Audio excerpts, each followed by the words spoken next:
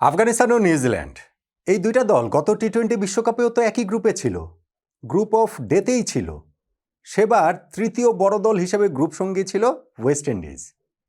এইবারও আফগানিস্তান নিউজিল্যান্ড একই গ্রুপে, গ্রুপ অফ ডেতে গ্রুপ সঙ্গী তৃতীয় বড় দল সাউথ আফ্রিকা। গত বিশ্বকাপে নিজেদের মুখোমুখি লড়াইটাতে আফগানিস্তান নিউজিল্যান্ডকে হারিয়ে দিয়েছিল 84 রানে, মাত্র 75 রানে কিউইদের অল আউট করে দিয়ে 84 রানে যে বিশাল জয় তারা পেয়েছিল। শেষ পর্যন্ত গিয়ে তো আফগানিস্তান ওই টুর্নামেন্টের সেমিফাইনাল পর্যন্ত ওঠে এবং নিউজিল্যান্ডের ওই পরাজয়ের ধাক্কা আর সামলাতে পারেনি, তারা সুপার এইটসে পর্যন্ত উঠতে পারেনি। এইবার এই দুই দলের মুখোমুখি লড়াইটাতে নিউজিল্যান্ড একটা প্রতিশোধ নিল, বলতে পারেন কাইন্ড অফ প্রতিশোধ।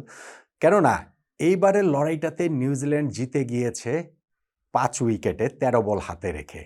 জিতেছে সেটা ঠিক আছে, জয়ের পরে 2টা পয়েন্ট তো খুবই গুরুত্বপূর্ণ। নেট রান রেটটা যে অনেকখানি তারা বাড়িয়ে নিয়েছে +1.162, সেইটাও ভীষণ গুরুত্বপূর্ণ হয়ে উঠতে পারে সুপার এইটসে ওঠার ক্ষেত্রে। কিন্তু যেই কায়দায় আসলে জিতেছে নিউজিল্যান্ড, যেই তরিকায় জিতেছে তারা, যেই রাজসিকভাবে ডোমিনেট করে মোটামুটি শেষ দিকে গিয়ে স্বচ্ছন্দেই জিতে গিয়েছে, ওইটা কিন্তু নিউজিল্যান্ডকে টুর্নামেন্টে অনেক আত্মবিশ্বাস দেবে। এবং আফগানিস্তান কি গতবারের তাদের হিরোইক্সটা রিপিট করতে পারবে কিনা, প্রথম ম্যাচের পরেই কিন্তু একটা প্রশ্নবোধক চিহ্ন পড়ে গেল। এই যে ম্যাচটা যেখানে নিউজিল্যান্ড 5 উইকেটে জিতলো, সেইখানে টার্নিং পয়েন্ট নিয়েই তো আলোচনাটা করছে। দেখুন, প্রথম ইনিংস শেষে আমি ভেবেছিলাম এই ম্যাচটা আফগানিস্তান জিতবে। ভাববো না কেন, আমাকে বলেন। আফগানিস্তান 182 রান তুলেছে টি-20 ফরম্যাটে, 182 রান আফগানিস্তান তুলেছে এবং হেরে গেছে। এই ঘটনা কোনোদিন ঘটে নাই। টি-20 ওয়ার্ল্ড কাপে নিউজিল্যান্ড 182 রান তাড়া করে জিতেছে, এই ঘটনাও কোনোদিন ঘটেনি।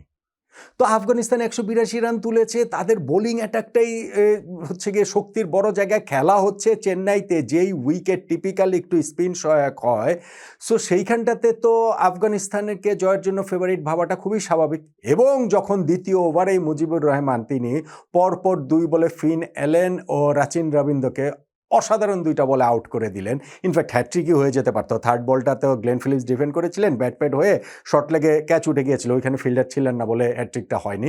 তো ওই 2টা উইকেট পড়ে যাওয়ার পর মনে হয়েছিল যে আফগানিস্তান এই ম্যাচটা জিততে যাচ্ছে, কিন্তু তারা আর ম্যাচটা জিততে পারেনি। নিউজিল্যান্ড তাদেরকে জিততে দেয়নি।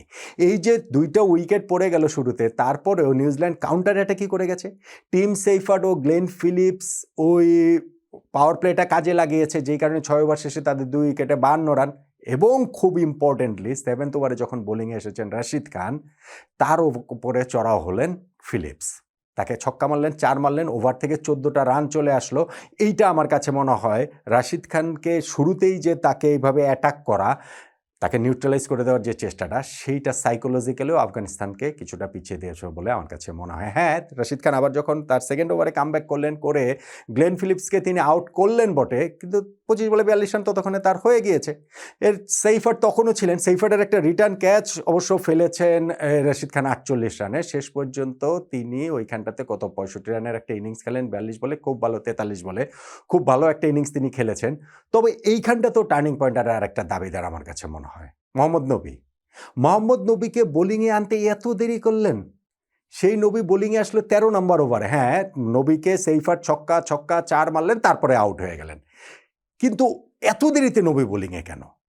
এবং ওই যে আউট হওয়ার আগে যে ছক্কা 4 মারলেন সেইফার, তাতে কিন্তু নিউজিল্যান্ডের ইকুয়েশনটা অনেক তুলনামূলক সহজ হয়ে যায়। শেষ 7 ওভারে তাদের আর 57 রান প্রয়োজন পড়ে এবং সেই রানটা তারা সহজেই করে ফেলেছে। যেটা বললাম, 13 বল হাতে রেখে 5 উইকেটেই ম্যাচটা তারা জিতে নিয়েছে। তো টার্নিং পয়েন্টে মোহাম্মদ নবীকে এত পরে আনাটা, এটাও আমার কাছে একটা দাবিদার। এবং আরেকটা জিনিস যেটা আমার কাছে মনে হয়, নূর আহমেদকে তারা খেলায়নি, 11-এ খেলায়নি। কেন খেলায়নি? এই চেন্নাইতেই তো হচ্ছে গিয়ে আইপিএলে খেলেন তিনি, এবং নূর এই জায়গাটাতে অনেক বেশি কার্যকর হতে পারতেন হয়তোবা। এখন হেরে গেলে তো এরকম অনেক কিছুই মনে হয়। তো ওইটাও আমার কাছে মনে হয় খুব সিগনিফিক্যান্ট একটা ব্যাপার আফগানিস্তানের এই 182 রান ডিফেন্ড না করতে পারার পেছনে। আর তারা যে 182 রান তুলে ফেললো, সেই জায়গাটাতে গুলবাদিন নাইবের ইনিংসটা নিঃসন্দেহে দুর্দান্ত, অসাধারণ একটা ইনিংস তিনি খেলেছেন। তাদের 2 ওপেনার ইব্রাহিম জাদরান, রহমানুল্লাহ গুরবাজ ধীরে সুস্থে শুরু করেছিলেন, প্রথম 5 ওভারে উইকেট দেননি। 6th ওভারে গিয়ে এই 2জনকেই লকি ফার্গুসন আউট করে দিলেন। কিন্তু তারপরে আবার সেদিকুল্লাহ আটালের সঙ্গে গুলবাদিন নাইবের একটা বড় পার্টনারশিপ হলো, সেই পার্টনারশিপটাতেই মূলত স্কোরটা তারা একটা বড় স্কোরের পথে এগিয়ে গেছে। গুলবাদিন নাইব তিনি খুব ভালো ব্যাটিং করেছেন, কত 35-36 বলে 60 অড রান তিনি করেছেন। সেদিকুল্লাহ আটালও তাকে আসলে প্রপার সহায়তা দিয়েছেন। শেষ দিকে গিয়েও তাদের দ্রুত রান উঠেছে, ফলে স্কোরটা তারা 182 রান পর্যন্ত নিয়ে যেতে পারে এবং তারা তখন নিশ্চিতভাবেই ভেবেছিল হয়তোবা ওই কনফিডেন্সের জায়গাটা ছিল নিউজিল্যান্ডকে তারা হারাতে পারবে। গতবার যেমন হয়েছে 75 রানে অল আউট করে দিয়ে 84 রানের জয়, ওইরকম না হলেও জিতবে তারা, কিন্তু জিতলো না তো। আফগানিস্তান ম্যাচটা হেরে গেল, ফলে তাদের কিন্তু এখন সুপার 8-এ কোয়ালিফাই করাটা খুব কঠিন। সাউথ আফ্রিকার বিপক্ষে ম্যাচের রেজাল্টটাও গুরুত্বপূর্ণ, একই সঙ্গে অন্য দুইটা ম্যাচে আফগানিস্তান কি করে, অন্যান্য খেলাগুলোর রেজাল্ট সব কিছু মিলে এই group of death proper group of ডেথের মতোই আসলে জমে ওঠার প্রতিশ্রুতিটা দিচ্ছে। অবশ্য আজকে যদি সেই নিউজিল্যান্ড হেরে যেত, আফগানিস্তান জিততো, তাহলেও সেই প্রতিশ্রুতির জায়গাটা থাকতো। তাহলে এই যে ম্যাচটা, সেখানটাতে আপনি টার্নিং পয়েন্ট কোনটাকে বলবেন নিউজিল্যান্ডের এই জয়টাতে?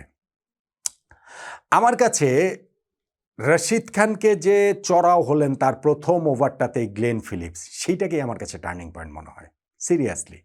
এবং ওইখানটাতে আপনি বলেন নবীকে এত পরে বোলিংয়ে নিয়ে আসলো, কিংবা ধরেন সেইফারের ক্যাচটা যে রশিদ রিটার্ন ক্যাচটা ফেললেন, কিংবা নূর আহমেদকে একাদশে রাখলেন না, এই সব কিছু ছাপিয়ে আমার কাছে মনে হয় যে রশিদ খানকে যে তারা শুরুতেই অ্যাটাকে গেল নিউজিল্যান্ড এবং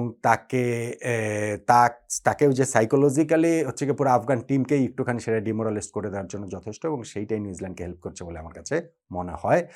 পাওয়ার প্লের শেষে রশিদ খান বোলিংয়ে আসলেই যে তাকে ওই ওভার থেকে 14 রানটা যে তুলে নিয়েছে নিউজিল্যান্ড, গ্লেন ফিলিপসের সেই ব্যাটিং, ওইটাইতে আমার কাছে নিউজিল্যান্ডের এই জয়ের টার্নিং পয়েন্ট। আপনার মতামতটা ভিন্ন হতেই পারে।